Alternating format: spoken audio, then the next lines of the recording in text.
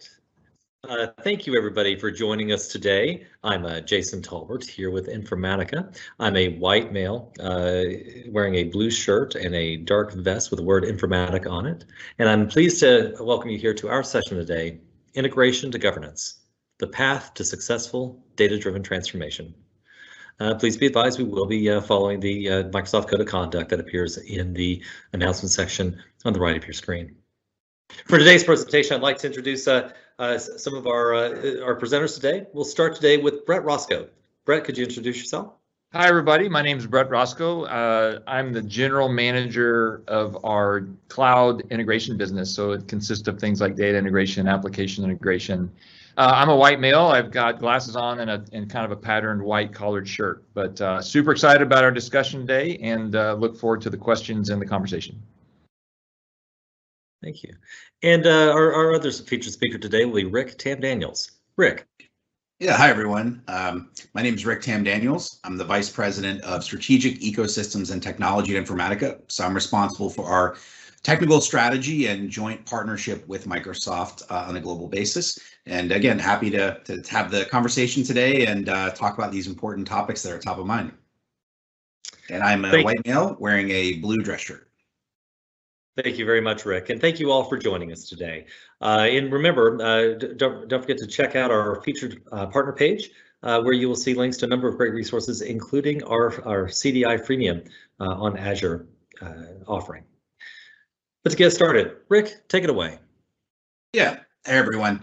So I really like the subject of this session, talking about the path to go from integration to governance, because the reality of data and analytics on Azure, it is a journey, right? And you have an idea, you have a concept of how you want to take advantage of all the great things Azure has to offer, but how do you go from where you are today to getting to those end results? And there are a couple of key steps in that journey that we focus on in enabling and really empowering you to have a accelerated and successful journey. So the first step in the journey starts with, hey, great, I have an idea of what I want to do from an analytics perspective, but where does the data live that I need for my use case? I've got thousands of different systems. How do I make sense of the data assets I have out there? How do I make sure I have the right data? And this is where Informatica offers an enterprise data cataloging capability that has a lot of smarts in it to help identify not only what data is out there, but what it means to the business, which really dramatically shortens the time to find the assets.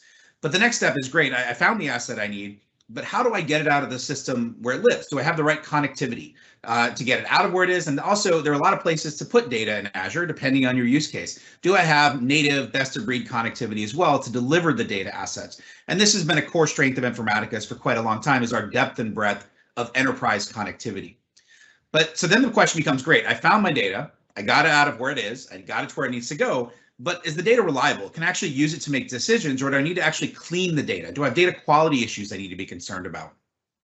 Another concern a lot of customers have is, Azure brings a tremendous amount of agility when it comes to data and analytics and ability to really proliferate data widely. But am I going to put my company at risk if my sensitive data assets get out there and I don't have a controlled view of what data is going where and who's using it? So how do I actually ensure that my PII data, my HIPAA data, how do I ensure that I know where it is and that as it's making its way to the cloud, I'm protecting it appropriately?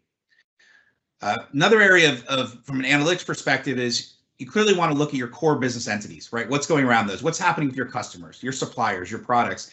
But in today's world, more so than ever, who your customer is more fragmented. What's going on with your products is more fragmented across systems than ever before. So how do you assemble that data together into a kind of master view, single golden record, single version of the truth, to actually get that clean, consistent view of your core business entities that then you can use from an analytics perspective to really drive decision making for your enterprise? And last but not least, we look at data governance, right? So as I open the floodgates of innovation with Azure, how do I ensure that, again, I know what data assets are being used, they're going to the right place, they're being used appropriately, and I know what to have transparency and trust in the provenance of data assets that my business is relying upon. And this is also another strength of Informatica's in the data governance area.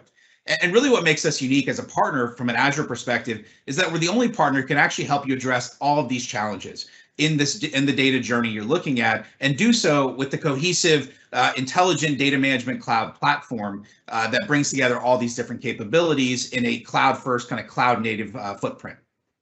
With that, Brett, do you want to talk a little bit more about the data integration side of the equation?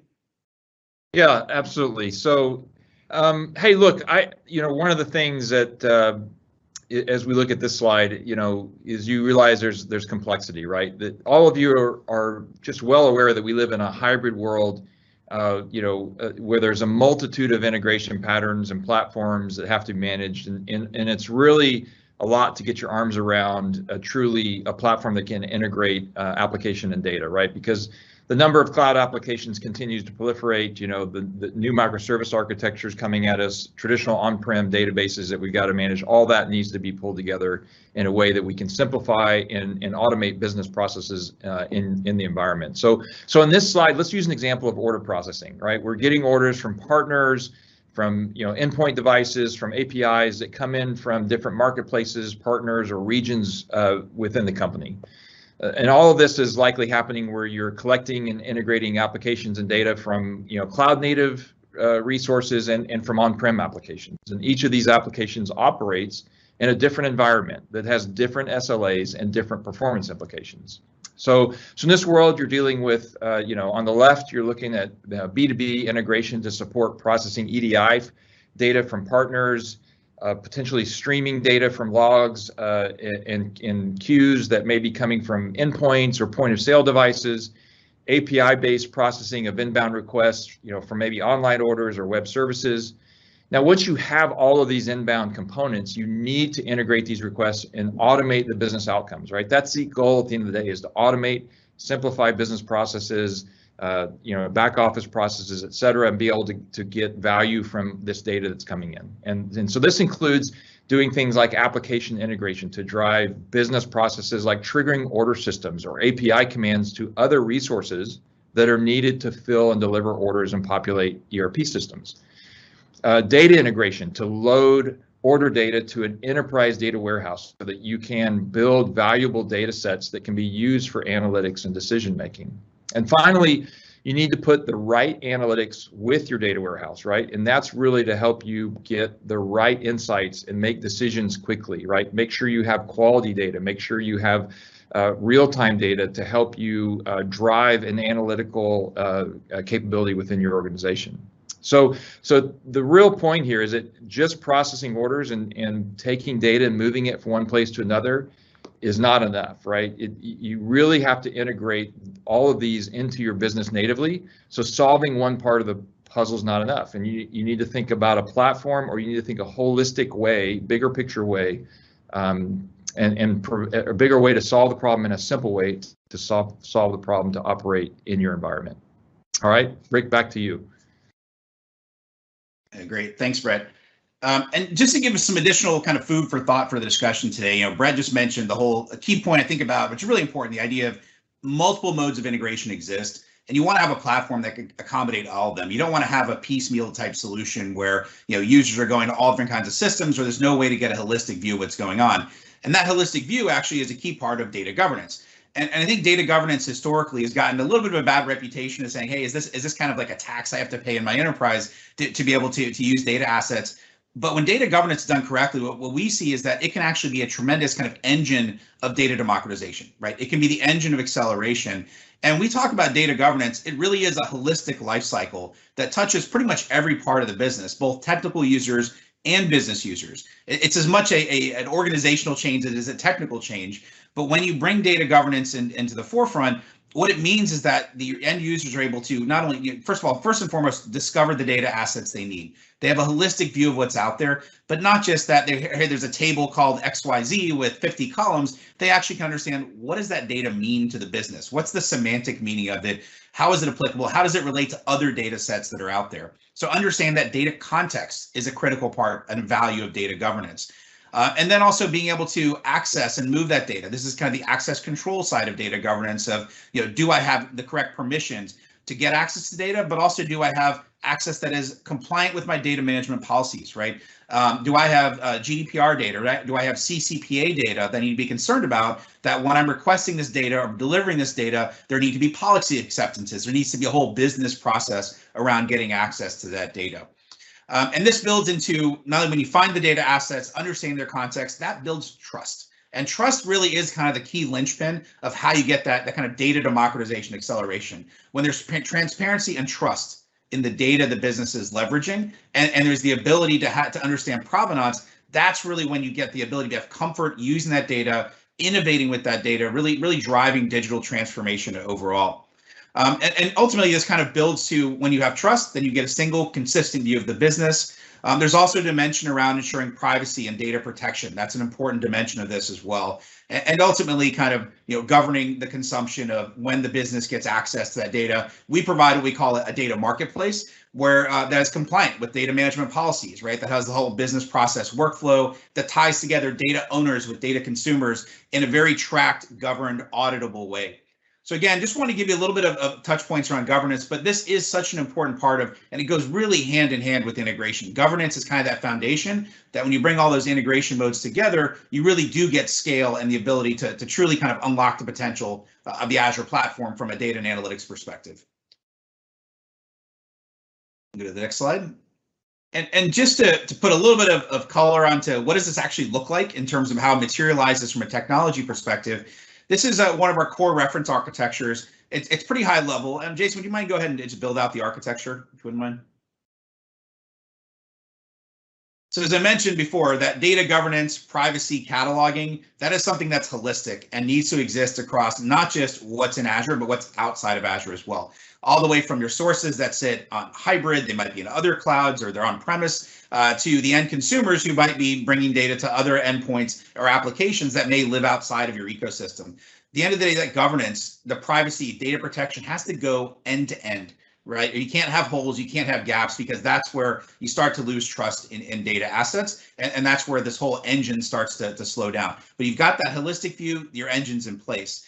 And once you have that holistic view, then you can do data discovery, accelerated discovery of data assets, the rapid data movement of data from where it is to where it needs to go in terms of Azure. And typically one of the most common patterns is that that data is being landed into a data lake, ADLS Gen 2 backed, right, as part of Synapse, where you're actually then curating, perhaps doing several layers of preparation of that data, getting it ready, applying data quality rules, data quality transformation, but ultimately, making that, starting to get to a point where you want to put it into Synapse from a real-time analytics perspective, or you may want to leave it in ADLS Gen 2 and support kind of parallel batching, machine learning type use cases, model building use cases, all those sorts of different patterns that exist within the Synapse kind of family, if you will. And so this data quality can interoperate on that data, can kind of transform, improve that data, and also master data management, right? So this is when we get that business 360 view, the customer 360, product 360, where we truly have those golden records where we know this, yes, this is the most accurate information for what is going on with my customer, right? I can use this from an actionable perspective, from the analytics, as well as powering new applications and new modes of driving that data to systems of action kind of downstream, and ultimately delivering that data again to the right endpoints where customers want to use it for different analytics and application use cases. And Rick, if I can add a couple things to this slide, a couple key points. Number one, Informatica is a cloud native platform, right? So that is really key in how we integrate with the Azure platform, right? We integrate with the Azure Synapse Studio and provide a seamless experience for for ingestion, for integration, catalog quality, master data management, all the things Rick talked about. So our goal is to make a seamless experience for the Azure platform for our joint customers. The second thing is we heavily invest in AI to take advantage. We really take advantage of the over 22 trillion transactions per month that happen on our platform to drive automation and insights back to our users, right? We refer to our AI engine as Claire. And we really are the leading solution in the use of AI in data management. And this includes things like automatic schema mapping, self-healing, recommended transformation, self-tuning, et cetera. And so those are just a couple points I wanted to make in the architecture. Hey, thank you. Thank you very much for that, Brett. And Brett, I've had a question come through here, which I think would probably be best addressed by you. The question is, how does Informatica access all the data that's on premises or manage the data that's across the cloud? Is all of that data processed on your own servers? That's a great question. So we provide many ways to do this. We have a secure agent technology which allows runtimes to happen in any environment, whether that's on-prem or in the cloud or or even on a hosted environment in our solution. So we have the secure agent, which is probably the most common way to do it today, which can have runtimes that are running on-prem for data that's sitting on-prem, so that you're not having to move data across the network or onto the cloud to do that processing. We also have serverless capabilities and elastic capabilities in the cloud. So if you want to run those on a true cloud-based resource where you're not having to provide the infrastructure, we provide those solutions. But the goal is always to optimize, right? So wherever we can put those runtime environments to take advantage of those resources locally and securely is kind of the way we approach it. Thank you Jason, very much for that, Brett.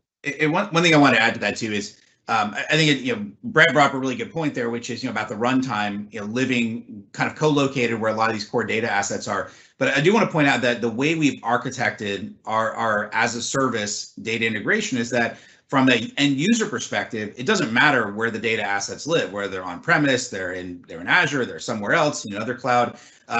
The idea is that you have that same kind of single pane of glass view for configuring your data integration, your data quality, but the actual execution can be done in an optimized way in those local environments, which A is great from a performance perspective, but it's also good from a security perspective, right? It provides data isolation where that data doesn't leave the environment it's in, but all the control, the configuration, the job is all defined centrally in a web-based user interface.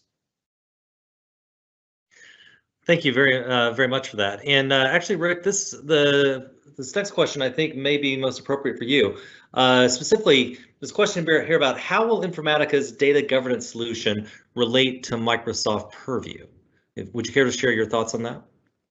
Yeah, absolutely. And I think you look at what we offer from a data governance perspective. I think it's important to keep in mind that we're doing that end-to-end view, right? So it's not just what's in Azure, it's what's outside of Azure, it's kind of complete view. And I view is it's very complementary. And as Purview starts to continue to evolve, we will certainly leverage, right, the intelligence that Purview is deriving about Azure data resources and things that are there that are local as much as possible, right, to create this kind of cohesive view. We refer to this as kind of a catalog of catalogs type approach, and that's been Informatica's approach across environments. Is how do you have different localized catalogs, but how do you still again get that holistic end-to-end view, right? And I think beyond just catalog, one thing that Informatica really focuses on is the different personas that are involved in governance. Right. So there are technical personas, there are data steward personas, there are business user personas, and they each have different needs, right? They have different technical sophistication. The technical IT users need to see data from a technical metadata perspective. They need more of a catalog,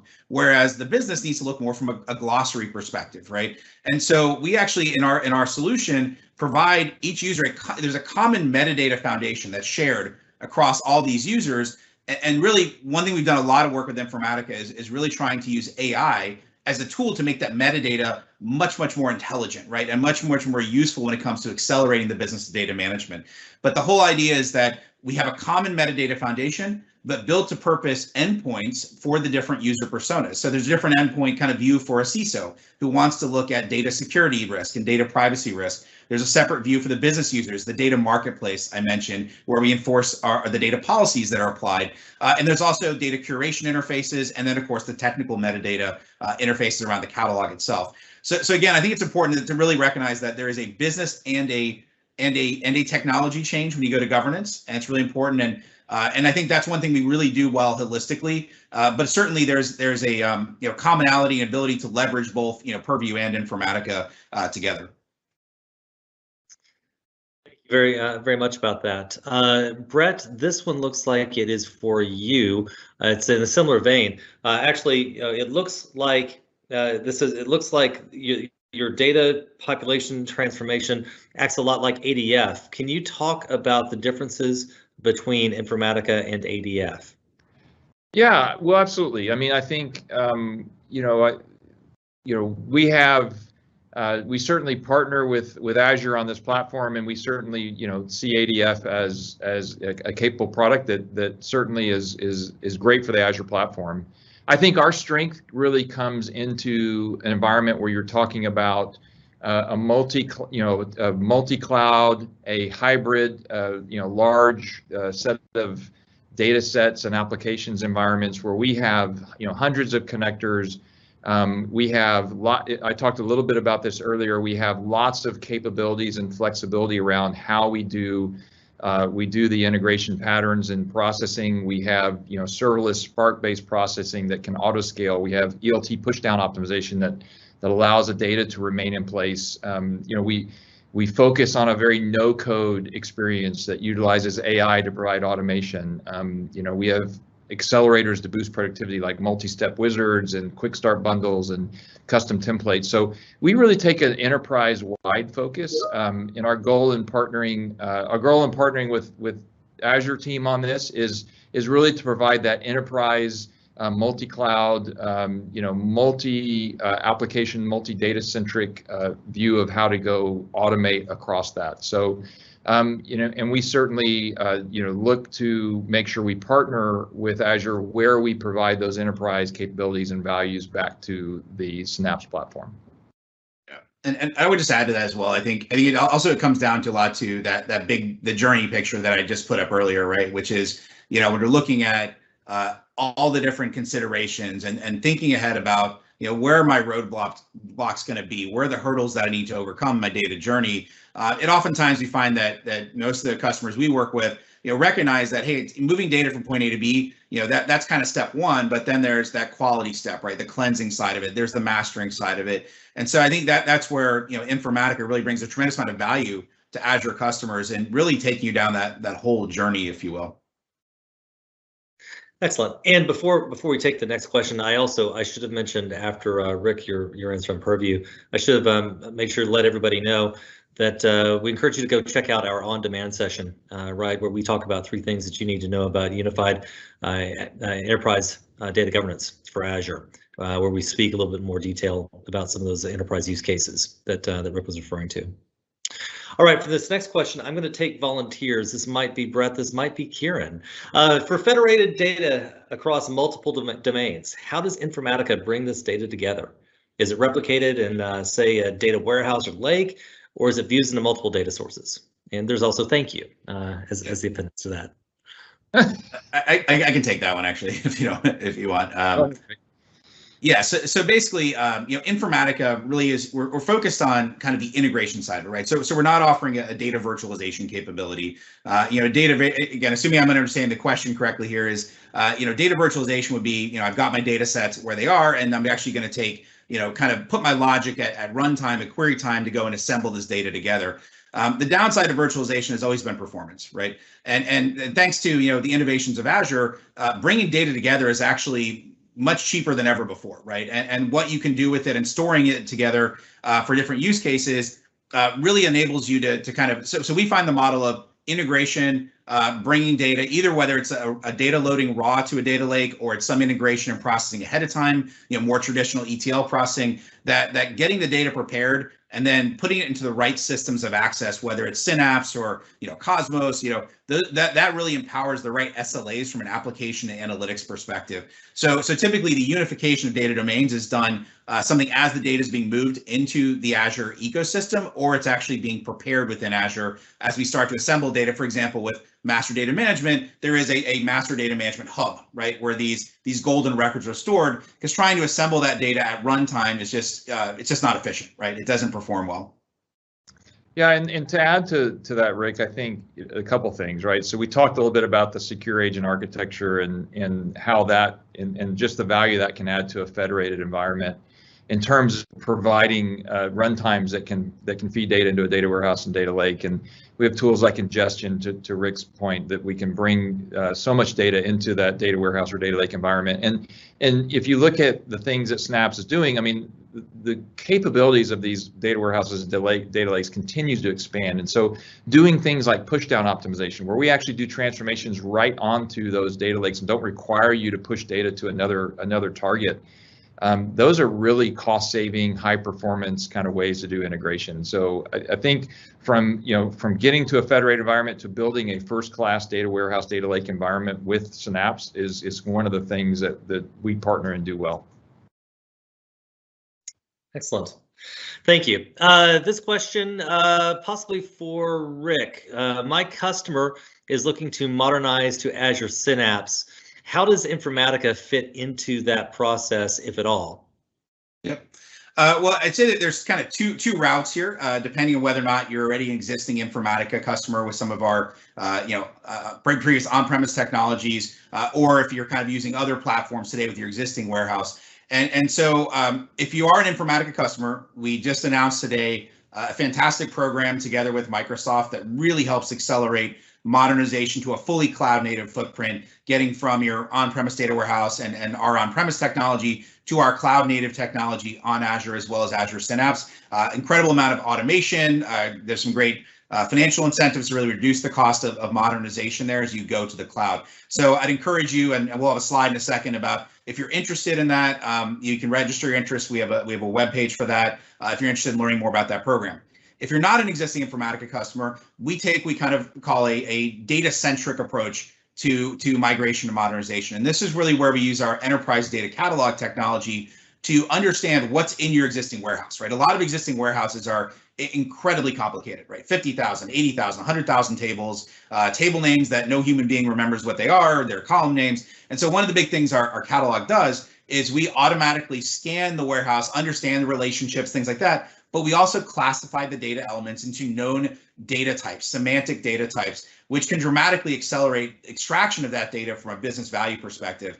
So we oftentimes recommend, again, with also cloud transformation, is focus on business value first and business outcomes. And what that means from a warehouse modernization perspective is, I look at my backlog of requests for data, right? And I start with, okay, let me just find the subset of data, the 15 tables I need out of this huge warehouse, get those to Azure as fast as possible, deliver results for the business, right?